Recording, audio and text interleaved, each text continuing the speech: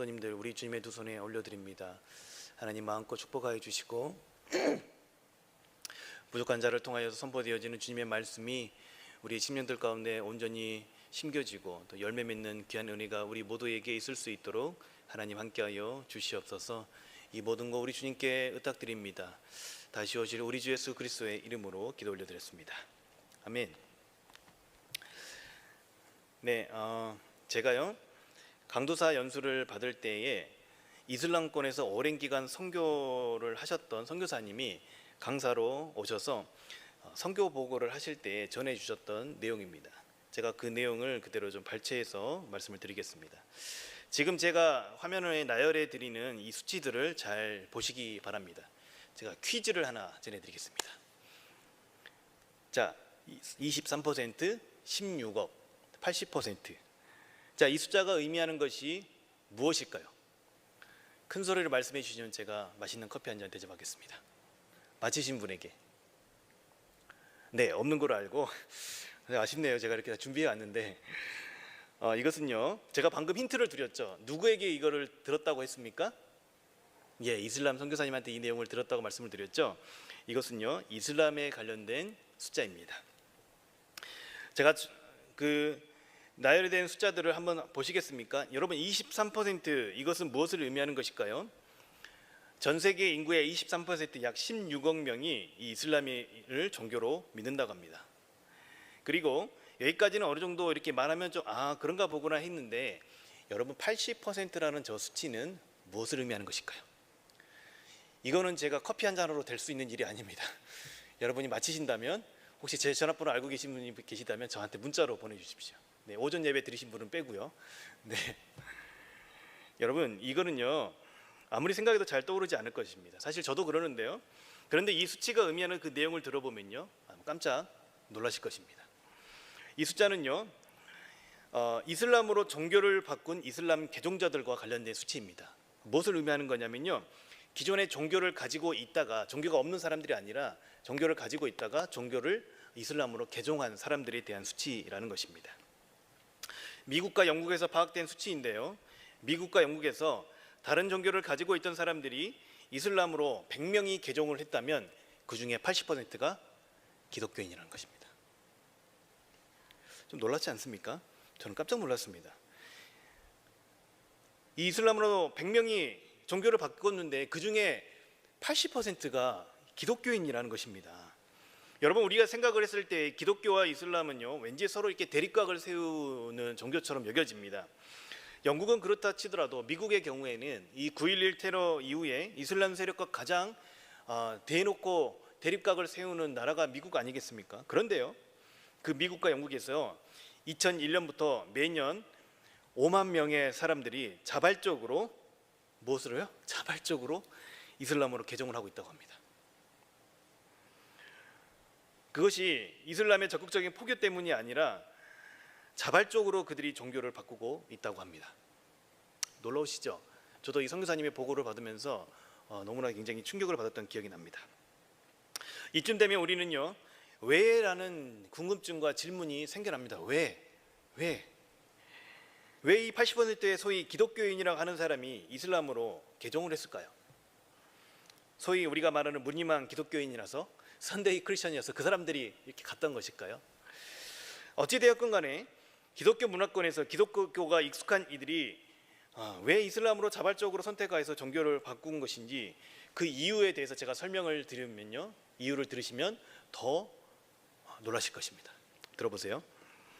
그들이 종교를 바꾼 이유는요, 공동체에 속하고 싶은 욕구 때문에 그렇답니다. 무엇 때문이라고요? 공동체에 속하고 싶은 욕구 때문에. 영국의 개종자들의 경우 전통적인 가정의 모습에서 더 이상 느낄 수 없었던 그 형제애를 이 무슬림 공동체에서 느낀다고 합니다. 기도 시간이나 순례 기간인 라마단을 통하여서 광범위한 영역에서의 사람들과 함께 연합하는 모습을 통해서 표면적으로 이들이 공동체성을 느낀다고 합니다.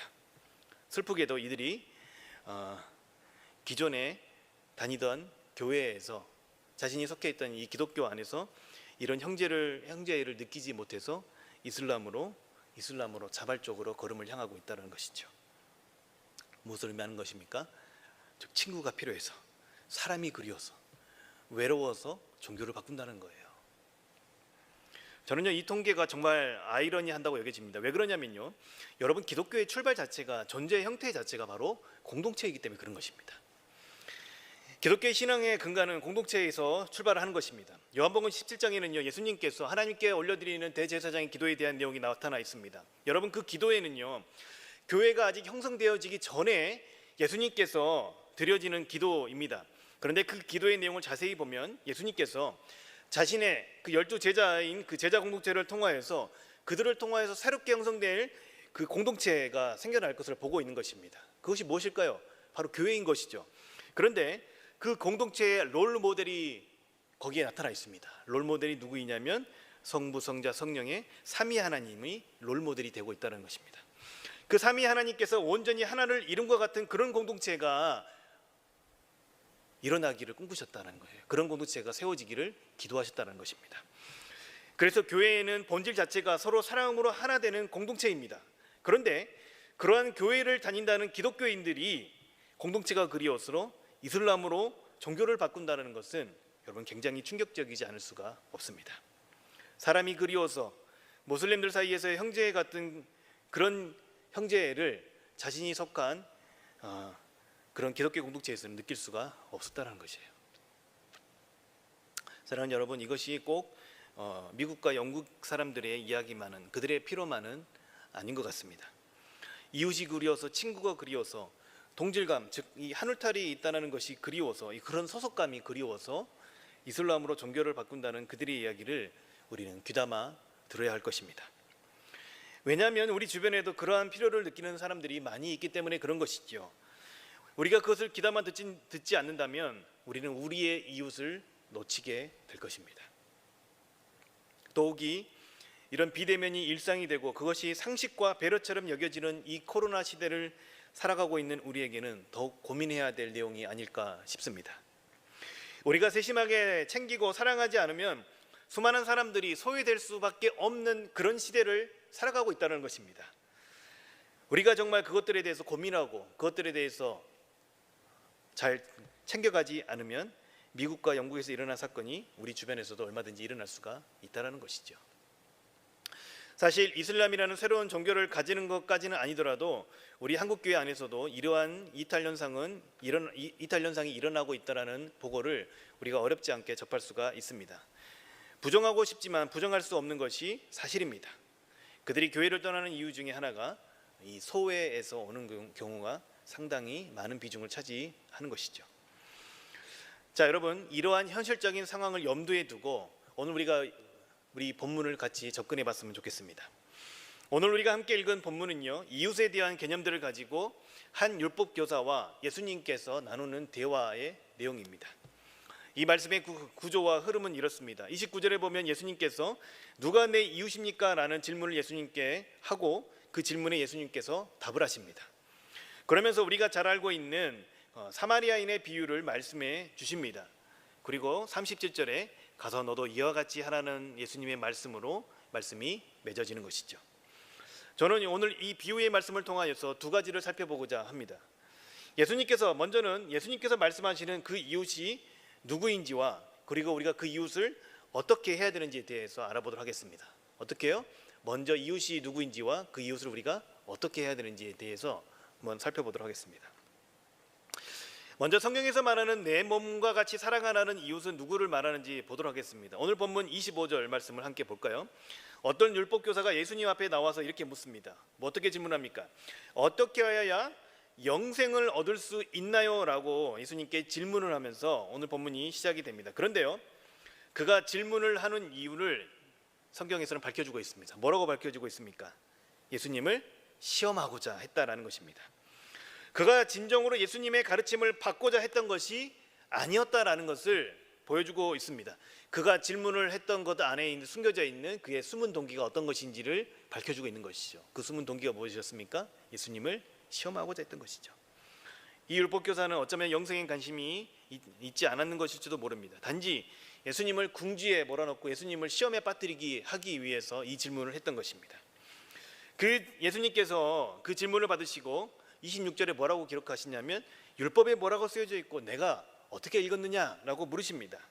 그랬더니 신명기 6장 5절 말씀을 인용하여서 내 마음을 다하며 목숨을 다하며 힘을 다하며 뜻을 다하여 주 너희 하나님을 사랑하라.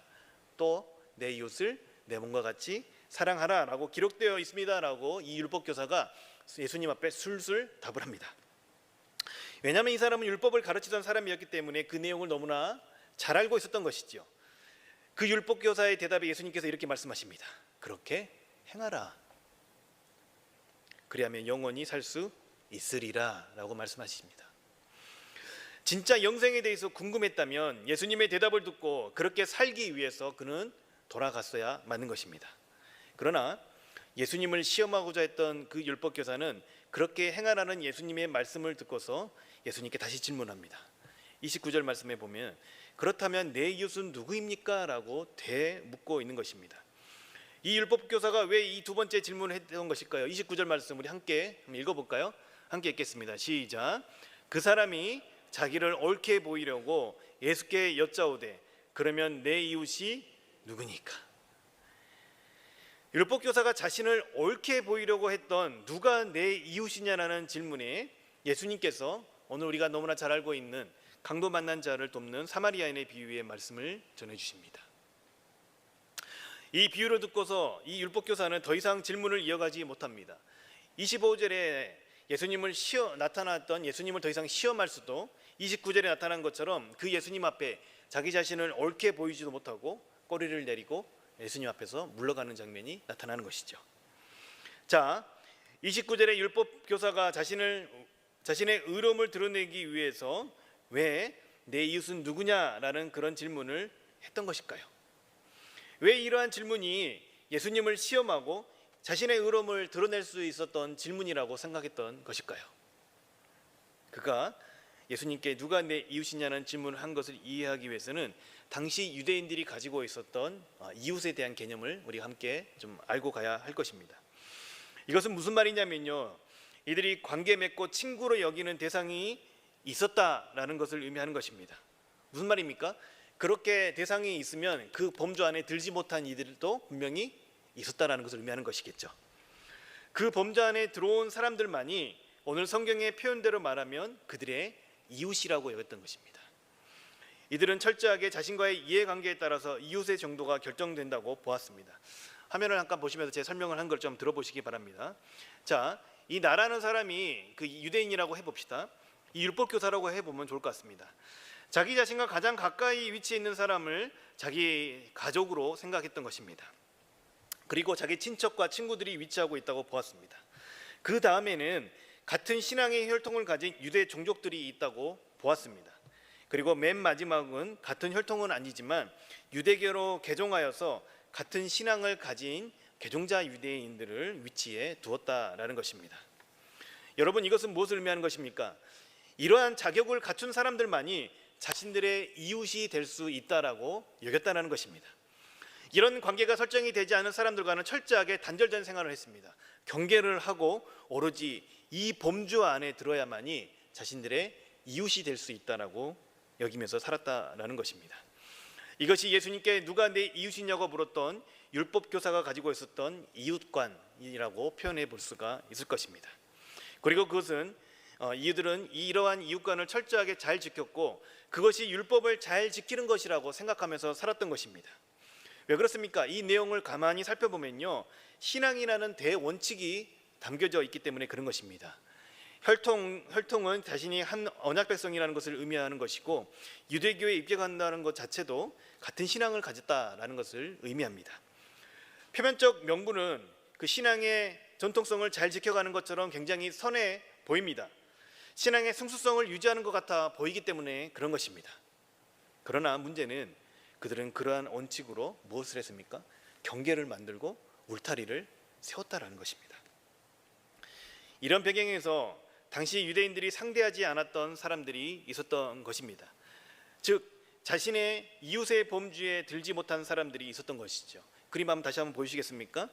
그 대상은 같은 유대인이면서도 율법의 내용을 지키지 못하는 세리 창녀 등으로 불리는 그런 죄인들을 이들은 더 이상 자기들의 이웃으로 여기지 않았던 것입니다.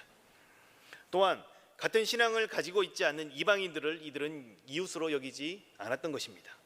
그리고 원수와 같은 이 사마리아인들 또한 이들의 이웃으로 여기지 않았던 것입니다. 이들은 이들에 대해서 상종도 안 했을 뿐만이 아니라 대화도 하기를 꺼려 했던 것입니다. 심지어 이들에 대해서는 율법에 기록된 사랑의 의무가 없다라고 여겼다는 것입니다. 아까 율법교사가 술술술술 이야기했던 내 이웃을 내 몸과 같이 사랑하라고 했던 그들의 대상에 이들은 포함되지가 않았다는 것이에요. 즉 이 말은 자신의 이웃의 범주 안에 들어온 사람들, 자신들이 생각하는 세워놨던 그런 조건에 맞는 사람들에게만 율법에 기록되어 있던 그런 사랑의 의무가 있다라고 이들은 여겼다라는 것이죠. 내 이웃을 내 몸과 같이 사랑하라던 하나님의 말씀의 적용 대상이 구분이 되어져 있다는 것입니다. 자, 이런 배경을 가진 율법교사가 왜 예수님께 자신의 의로움을 드러낼 수 있다라고 생각했던 것일까요? 그리고 이어서 누가 내 이웃이냐고 예수님께 그렇게 물었던 것일까요? 그것은 바로 유대인이셨던 예수님께서 공생의 기간 동안에 만났던 사람들 때문에 그런 것입니다. 예수님께서는 이 유대인들이 낙인 찍어두고 상대하지 않았던 사람들과 만나서 함께 시간을 보냈기 때문에 그런 것이죠. 그 사실을 알고 있었던 이 율법교사는 예수님께 그렇게 질문했던 것입니다. 예수님께서는 유대인들이 말하는 지인들과 함께 교제하시고 식사를 나누시고 친구가 되어 주셨습니다. 예수님은 유대인의 혈통을 지니셨습니다. 그런 예수님께서 만나는 사람들은 당시 유대인들의 생각에 의해서는 파격적인 행보를 계속해서 이어가는 것이었죠. 아니, 그 파격을 넘어서 어쩌면 율법의 전통을 배반하는 행동들을 예수님께서 계속한다라고 여겼는지도 모릅니다. 그러한 예수님께서 그러한 것들을 행하셨다는 것을 알고 예수님을 시험하고자 이런 질문을 율법교사가 했던 것입니다. 이웃이 누구냐고 물었을 때에 예수님의 이 대답이 기존의 유대인들이 가지고 있었던 혈통과 종교를 중심으로 아까 보았던 그림처럼 그러한 이웃이라고 말하기를 바랬습니다. 왜 그렇습니까? 예수님도 유대인이었기 때문에 그러면 예수님이 지금까지 만나서 친구가 되셨던 불의의 사람들을 폭로하여서 예수님께서 유대의 전통을 어겼다라고 고발하고자 했던 것이죠. 반대로 누가 내 이웃이냐고 물었을 때에 이웃의 범주를 더 확대해서 유대인들이 상종하지 않았던 죄인들과 이방인들까지 말하면 그는 율법에 대치된 것이라고 예수님을 궁지에 몰아갈 석셈이었던 것이죠. 그러면서 자신은 그러한 유대인의 전통적인 그런 이웃관을 잘 지켜서 그렇게 사람들을 맺고 있기 때문에 예수님과 대조해서 자신의 의로움을 예수님 앞에 사람들 앞에 드러내고자 했던 것이 바로 오늘 말씀에 나타나 있는 율법교사의 모습인 것입니다. 이러한 의도를 너무나 잘 아셨던 예수님은 강도 만난 자의 비유로 참된 이웃이 어떤 의미인지 그에게 설명을 해주십니다. 여러분, 이쯤 되면 이 강도 만난 자의 내용이 그 내용에 담긴 이 비유가 어떤 의미인지 좀 궁금증이 생겨나지 않으십니까? 제가 오전에도 여쭤봤는데요. 안 생겨나신가 보더라고요. 저럼 이쯤 되면 생겨나실까 봐 제가 원고에 딱 적어놨는데 아무도 대답 안 해주셨어요. 다시 한번요, 없던 것처럼 한번 해보고요. 여러분, 이쯤 되면요, 강도 만난 자의 비유가 어떤 의미인지 조금 좀 궁금증이 생겨나지 않으십니까? 네, 감사합니다. 이제 함께 그 숨겨진 의미를 한번 발견해 가도록 하겠습니다. 민망합니다, 여러분. 자, 여러분, 우리가 잘 알듯이 이 비유의 내용은 이렇습니다. 한 사람이 강도를 만나서 어떻게 됐습니까? 거반 죽게 되었다는 거예요. 거의 이 죽을 지경에 이르게 되었다는 것을 말합니다. 두들겨 맞고 옷도 빼앗기고 거의 죽은 상태로 버려졌다라고 기록되어 있습니다. 이것은 어떤 의미일까요? 누군가의 도움이 없이는 이 사람이 생명을 유지할 수가 없는 상태에 이르렀다라는 것을 의미하는 것입니다. 그런데요, 내 이웃을 내 몸과 같이 사랑하라는 율법의 의무를 다해야 할 두 사람이 그 사람 앞에 지나갑니다. 누가 지나갑니까? 제사장과 레위인이 그 공경에 처한 사람 앞에 지나가고, 근데 어떻게 합니까? 그 공경에 처한 사람을 그냥 지나쳤다라고 성경은 전하고 있습니다. 이 말은 그 사람이 죽든지 말든지 나와 상관이 없다라는 것을 의미하는 것이겠죠. 다른 사람들에게는 내 이웃을 내 몸과 같이 사랑하라고 가르쳤지 않습니까? 이 사람들이 그 당시 유대 사회에서 그 종교 지도자들의 역할을 했던 사람들 아니겠습니까? 그렇게 가르쳤지만 정작 자신들의 행하지 않는 것을 이 비유를 통하여서 예수님께서 꼬집으신 것입니다. 위선적인 그들의 모습을 이 비유의 말씀을 통하여서 꼬집으신 것이죠.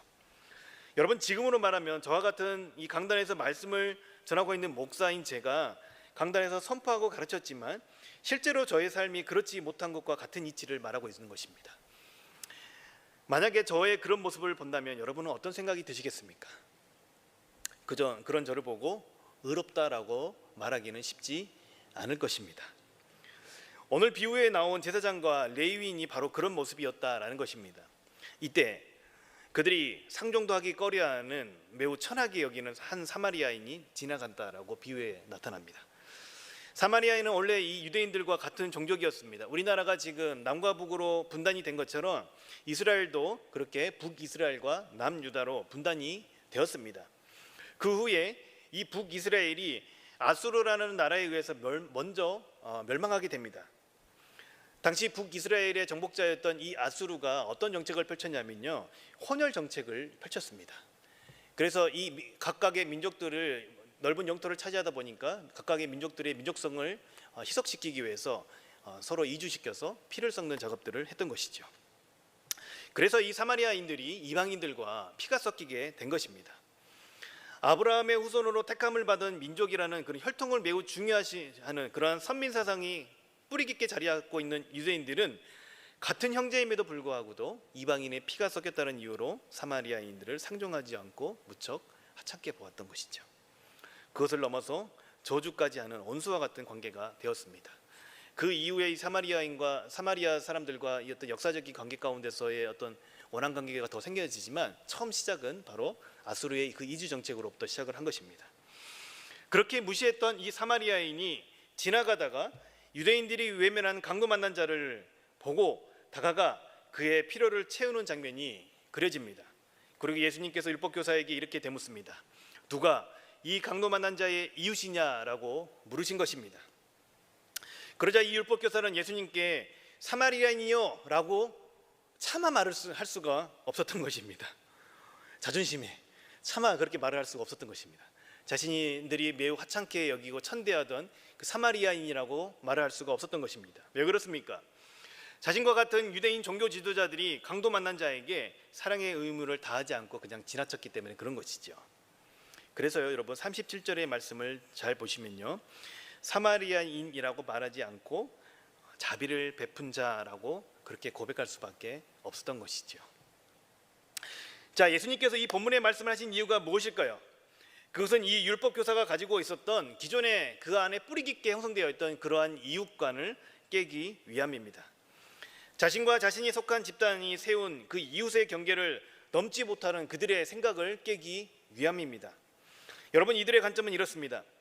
나를 중심으로 친구와 이웃을 설정하는 것이죠. 그러나 예수님께서는 이러한 관점을 완전히 뒤바꾸십니다. 이웃은 나를 중심으로 설정하는 것이 아니다라는 것을 이 비유의 말씀을 통하여서 보여주기를 원하셨던 것입니다. 성경에서 말하는 내 이웃을 내 몸과 같이 사랑하라 할 때에 이 내 이웃이라는 것은 내 입맛에 맞는 사람이 아니라 나와 연관성 있는 사람들만을 말하는 것이 아닙니다. 여기서 말하는 이웃은 내가 원하는 사람이 아니라 나의 도움이 필요한 사람이 예수님께서 말씀하시는 진정한 의미의 이웃이라는 것입니다. 무엇이라고요? 나의 도움이 필요한 사람이 예수님께서 말씀하시는 이 본문에서 말씀하시는 저와 여러분의 이웃이라는 것입니다. 즉 내가 강도 만나서 거반 죽어가는 이 사람의 이웃이 되어주라는 것입니다. 여러분, 이 비유를 통해서 우리는 인간관계에 대한 새로운 설정이 필요할 것으로 보여집니다. 내가 찾아가 이웃이 되고 친구가 되어야 할 대상은 나의 도움이 필요한 대상이 되어야 한다는 것입니다. 이때 자신이 생각하는 그 이웃의 경계를 넘어설 수 있는 용기가 우리에게는 필요합니다. 예수님께 질문한 율법교사는 하나님의 말씀에 대해서 너무나 잘 알고 있었던 사람입니다. 그러나 자신이 속했던 유대인이라는 거대한 혈통과 종교적 한계를 넘어서지는 못했던 사람인 것이죠. 종교적인 열심은 있었지만 그 한계를 넘어설 수는 용기는 없었던 것입니다. 그는 전통을 따랐을 줄은 모르지만 그 율법에 근거한 사랑의 정신을 시행할 용기는 없었던 것이죠. 사랑하는 여러분, 여기 앉아있는 여러분, 또 우리 영상을 통하여서 이 함께 예배에 참석하고 있는 모든 우리 오늘의 성도 여러분, 저와 여러분의 이웃은 누구입니까? 어떤 사람을 여러분의 이웃으로 생각하면서 살아가고 있으십니까? 혹시 오늘 성경에 나온 율법 교사와 같이 여러분들도 누군가와 관계를 맺고 있는데 한계를 두고 있지는 않으십니까? 나와 잘 맞는 사람, 오랜 시간 만나서 익숙한 사람, 내가 생각했을 때 친해지면 괜찮을 것 같은 사람, 나와 같은 어떤 동질감이 많을 것 같은 사람, 이런 분류법으로 사람을 나누고 구분하고 관계를 맺고 있지는 않으십니까? 이 비유를 통하여서 예수님께서는 우리에게 분명하게 말씀하십니다. 자신이 세운 그런 경계를 넘어서라는 것이죠. 나의 도움이 필요한 이에게 다가가 친구가 되어주고 이웃이 되어주라라고 말씀하고 있으십니다. 여러분, 그렇게 행하면 어떻게 된다고 말씀하고 있습니까? 영생을 얻어 살리라 라고 분명하게 우리에게 말씀해주고 있는 것입니다. 그렇다면 오늘 이 말씀을 여러분의 주변에서 가장 밀접하게 삶을 공유하고 있는 사람들에게 우리 함께 적용해 보면 어떨까 싶습니다. 여러분, 어느 누구라도요, 이 어느 누구라는 표현은 무엇이냐면요, 사회적 지위와 나이에 많고 적음에 상관없이 어느 누구라도, 어떤 사람이라도 8명에서 15명의 사람에게 직접적으로 본인이 영향을 끼칠 수 있는 사람이 자기 주변에 있다고 합니다. 어느 누구라도 자신의 주변에서 내가 영향력을 행사할 수 있는 사람, 서로 영향력을 주고받을 수 있는 사람이 적게는 8명에서 많게는 한 15명 정도가 있다고 합니다. 그 대상이 바로 저와 여러분의 이웃이 되어야 할 대상은 아닐까요? 미국의 크리스티애니티 투데이에서 톰 라이너 박사가 쓴 교회에 나오지 않는 사람들에 관한 10가지 놀라운 사실이라는 기사에 이런 내용이 있습니다. 이 조사가 미국에서 한 것이고, 이 조사가 지금의 시점에서 조금 시간이 지난 것을 감안해서라도 한번 들어보십시오. 감안하고 들어보십시오. 3년간 통계학적으로 폭넓은 범주의 사람들을 조사했다라고 말합니다. 이것은 무슨 말이냐면요, 이 조사가 굉장히 객관성이 높은 자료라는 것을 의미하는 것입니다. 그 조사에 따르면 교회에 다니지 않는 사람 96%가 자신들을 누군가가 교회에 초대했다면 어떻게 해요? 교회에 다니지 않는 사람들 중에 96%가 누군가가 자신들을 교회에 초대했다면 열린 마음으로 받아들이고 주일에 교회 가는 것을 선호하며 기독교인과 진실한 관계를 맺고 싶어 했다라고 합니다. 복잡한 말로 이렇게 쓰여져 있는데요, 이 말을 다르게 아주 쉽게 표현해 보면요, 즉 이 말은요, 이들에게 친구가 필요했다는 것이에요. 이웃이 필요했다라는 것을 의미하는 것입니다. 그런데 이제까지 아무도 그들에게 그리스도인이 되는 방법에 대해서 말해주지 않았다면 여러분들은 어떤 생각이 드십니까? 인생이라면 여러분 누구나 고민이 있습니다. 제가 보니까요, 6살 먹은 제 딸에도 인생에 고민이 있어요. 자신이 아끼는 장난감을 동생이 만지지 않게 해서 어떻게 숨기고 어떻게 그걸 잘 보호해야 될지, 이 친구는 제 딸은 여기 자기 인생에 그런 고민이 있어요. 여러분, 인생이라면 누구나 다 고민이 있습니다. 자신의 삶의 의미에 대한 고민과 공동체에 대한 고민이 어느 누구에게도 있다라는 것입니다.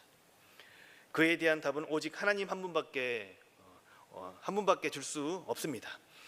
왜냐하면 하나님 그분이 우리의 인생을 있게 하신 분이시기 때문에 그런 것이죠. 그리고 그 하나님을 믿고 섬기며 더불어 함께 살아가는 공동체가, 이 교회 공동체가 이 땅을 살아갈 힘이 되어 주는 겁니다. 여러분, 설계 초반에 제가 소개한 것처럼 누구나 공동체에 속하고 싶은 욕구가 이 안에 다 내재되어 있다는 것입니다. 문화와 국가를 떠나 사람이라면 누구나 보편적으로 공동체가 필요합니다.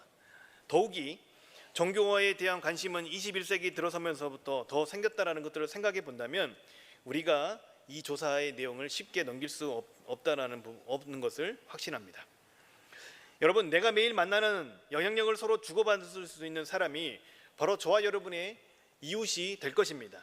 여러분의 직장 동료나 상사, 부하 직원이 바로 여러분의 이웃이 될 것입니다. 또한 여러분의 가족들, 또 여러분의 신앙 공동체에 속해 있는 우리의 믿음의 동역자들, 또 여러분의 믿지 않는 가족들, 또 매일매일 관계를 맺으며 만나는 아직 신앙을 가지고 있지 않는 친구들이나 일상 가운데서 우리가 접하고 있는 사람들, 또 신앙의 어려움을 겪고 있는 분들 또한 여러분의 친구이자 이웃이 될 것입니다. 반복적으로 서로의 삶을 보여주고 또 보여줘야만 하는 그 대상이 바로 저와 여러분의 이웃이라는 것입니다. 오늘 본문에서 말씀하시는 이웃에는 경계가 없습니다. 내가 정하고 내가 나누는 그런 경계라는 것은 존재하지가 않습니다. 나의 이웃은 멀리 나와 상관없는 사람을 말하는 것이 아닌 매우 구체적인 대상이 될 것입니다. 하나님께서는 저와 여러분들을 통하여서 그들도 하나님을 알기 원하십니다. 그렇기에 여러분들이 그들의 이웃이 되어주라고 오늘 본문에서 말씀하십니다. 그리고 그들은 저와 여러분의 도움을 지금 필요로 하고 있습니다. 자, 그러면요, 제가 처음에 말씀드린 대로 누가 우리의 이웃인가에 대해서는 제가 지금까지 설명을 드렸습니다. 그렇다면 그 이웃에게 우리가 어떻게 친구가 되어줘야 하는 것일까요? 어떻게 그들에게 관계를 맺어야 하는 것일까요? 누군가는 저에게 이런 질문을 할 수 있을 것 같습니다. 목사님, 저는요 돈도 없고 시간도 없는데요, 저는요 사람이 굉장히 소극적이라서 먼저 다가갈 수도 없고 또 사람들을 잘 대할 줄도 모르고 재미도 없고 어떤 사람과 얼굴을 마주하면 1분 이상 앉아있기도 힘든 사람인데요, 이런 질문들을 저에게 하실 수 있을 것입니다. 저는요 그 질문에 이렇게 대답하고 싶습니다. 대단한 것을 하려고 하지 마시고 그냥 자신이 가지고 있고 나눌 수 있는 것을 가지고 그들의 친구가 되어주시기 바랍니다. 오늘 본문 말씀을 잘 보시기 바랍니다. 여기에서 강도 만난 자를 도와줬던 사마리아인은 어땠습니까? 현재 자신이 가진 것을 나누었습니다. 자신이 가진 기름과 포도주로 상처를 싸매고 짐승에 태웠습니다. 그리고 자신이 지금 할 수 있는 최선을 다해 그에게 나눴던 것입니다. 여러분, 우리가 누군가의 이웃이 된다는 것은 대단한 것을 하는 것이 아닙니다.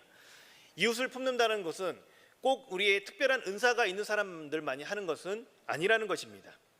그 사람의 필요를 보고 다가가 내가 할 수 있는 것으로 채워주면 되는 것입니다. 시간이 여유로운 사람들은 위로가 필요한 친구들에게 다가가서 여러분 말벗이 되어 주십시오. 요즘에 사람들과 만나보면 제가 한 번씩 그 카페를 가보면요, 처음에는 조용히 대화를 시작했는데 나올 때가 되면 소리를 칠 때가 있습니다. 왜 그렇습니까? 서로 자기 이야기를 하니라고.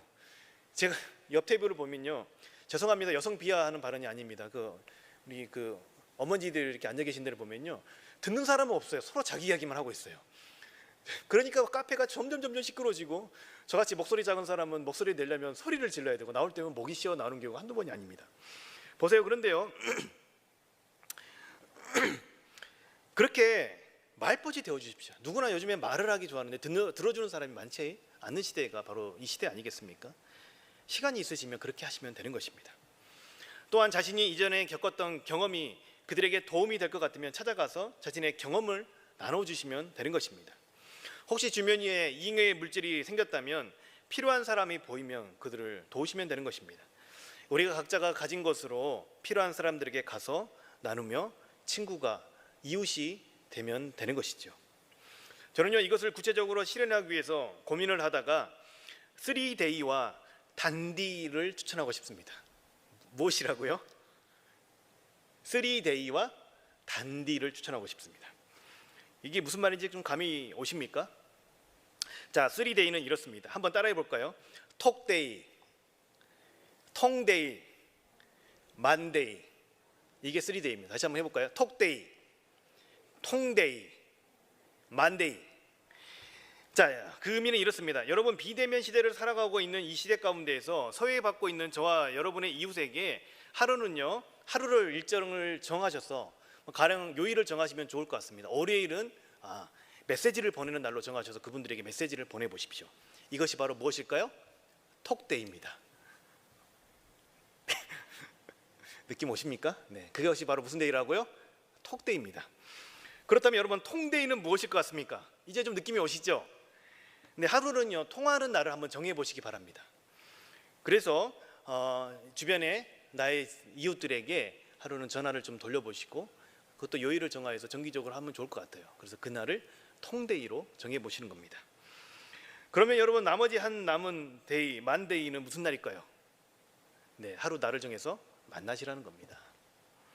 다시 한번요, 3데이가 뭐라고요? 톡데이, 통데이, 만데이. 이렇게 3데이를 단디하시기 바랍니다.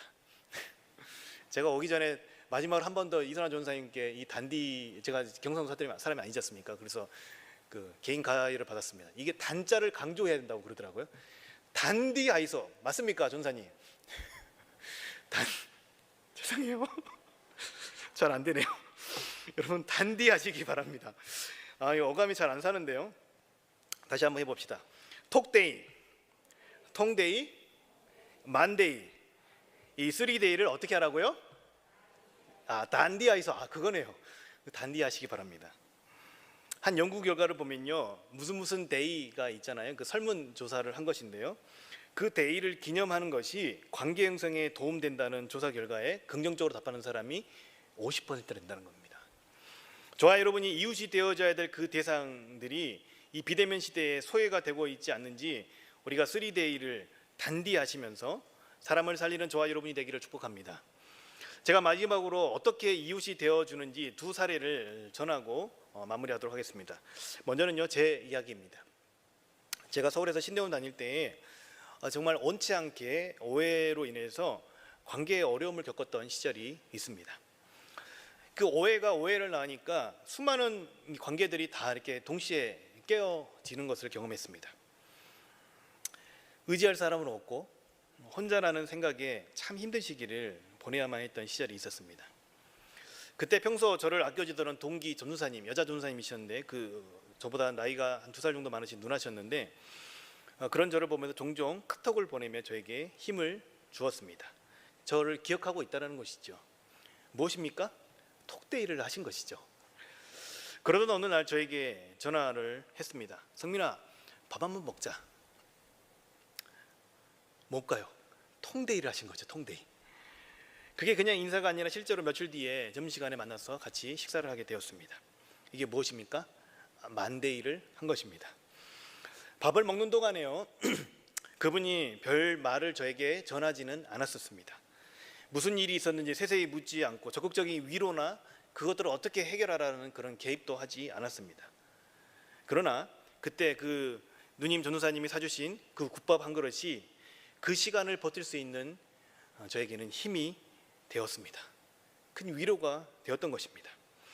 말하지 않아도 그 마음이 전해졌기 때문에 저는 그분의 그때 그 사건을 절대 잊을 수가 없습니다. 저를 기억해주고 또 저를 위해서 시간을 써주는 그 한 사람이 있다는 것만으로도 그 시기를 견딜 수 있는 힘이 있었다는 것입니다.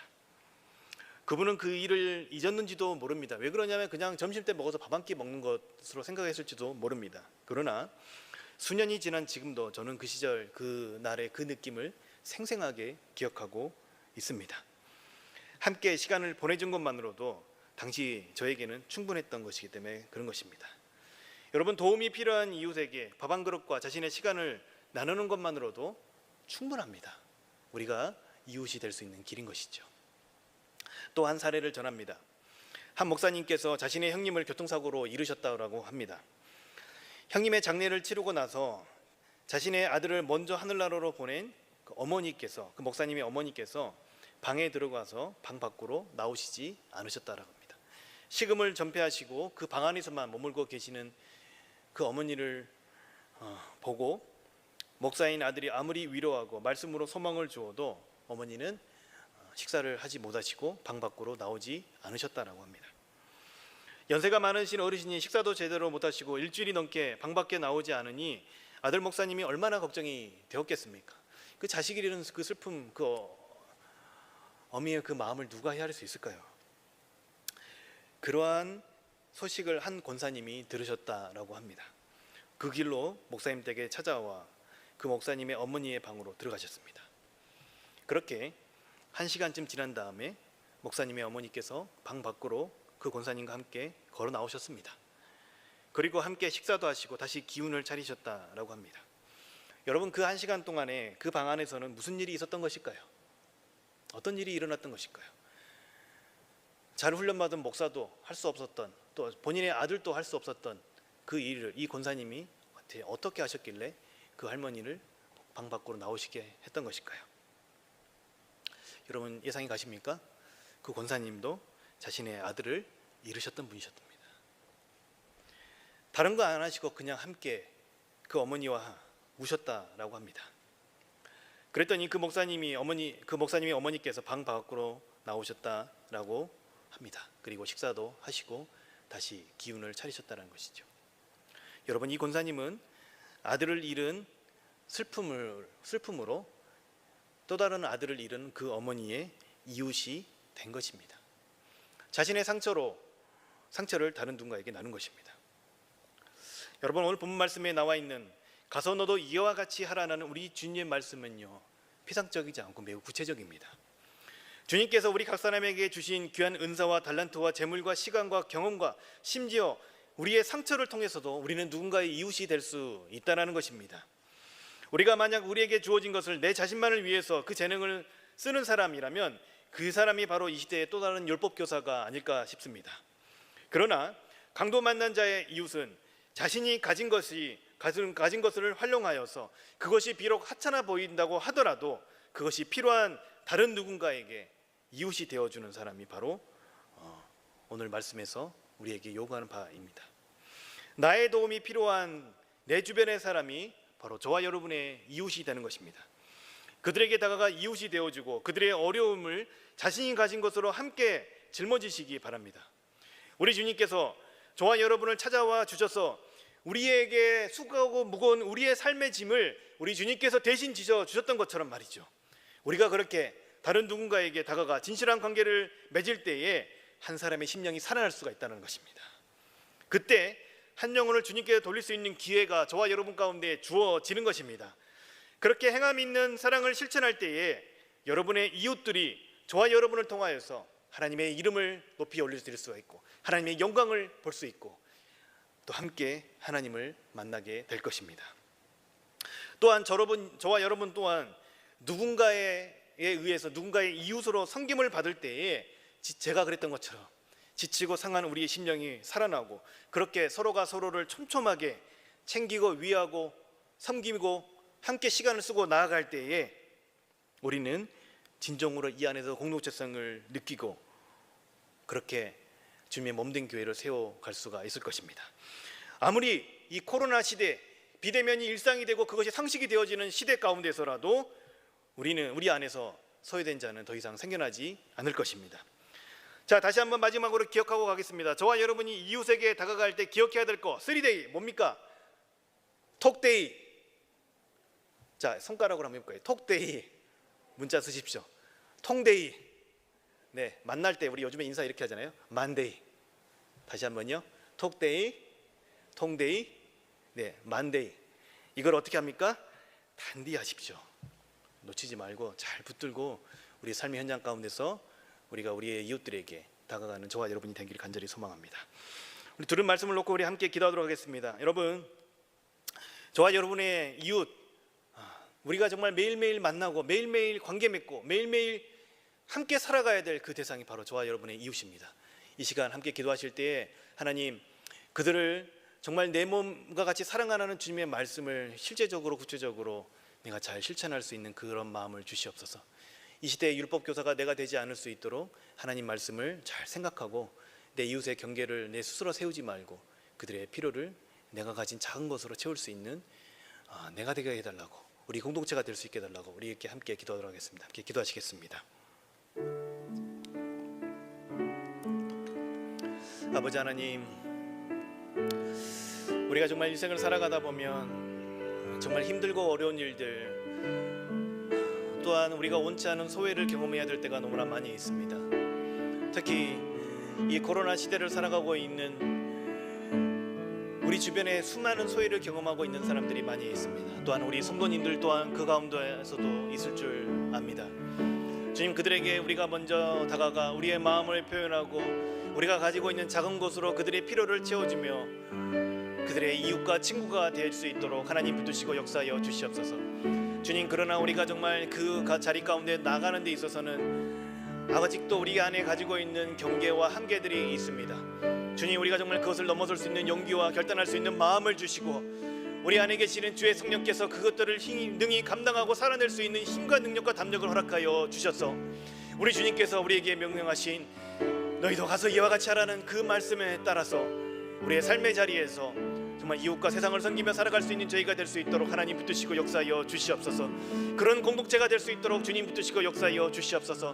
서로가 서로를 그렇게 촘촘하게 위하고 섬기고 챙기면서 나아갈 때 하나님, 주님의 몸된 공동체가 더욱더 아름답게 세워질 것을 간절히 소망하고 바라보고 나아갑니다. 또한 우리의 삶을 통하여서 아직 하나님을 모르는 이들이 하나님을 만나고 그 마음 가운데 채우지 못했던 그 소외와 외로움과 모든 공허함들이 하나님을 만나는 데 쓰여지요. 하나님 만나서 모든 것들이 해결받고 아버지 그 일에 우리의 삶이 우리가 그들에게 친구가 되어주는 것들이 사용되어질 수 있도록 하나님 붙드시고 역사하여 주시옵소서. 주님, 우리의 삶과 우리 인생을 이렇게 사용하여 주시옵소서. 주님, 모든 것 우리 주님께 부탁드립니다. 우리 연약하지만 우리 주님께서 우리와 함께 하실 것이기 때문에 주님, 우리가 넘지 못했던 그 이웃의 경계를 넘어서겠습니다. 또한 하나님, 우리가 나누지 못했던 우리의 작은 것들, 우리의 소중한 것들을 가지고 내가 가진 것들이 필요한 이들에게 찾아가 그들의 친구가 되어 주겠습니다. 그래야 정말 우리 인생과 우리의 삶과 우리의 걸음을 통하여서 이 세상 그 어떤 곳에도 소외받고 어려움을 당한 사람들이 생겨지지 않을 수 있도록 하나님, 우리 인생과 우리 공동체를 사용하여 주시옵소서. 그렇게 우리 가운데 역사하실 주님을 기대합니다. 다시 오실 우리 주 예수 그리스도의 이름으로 기도 올려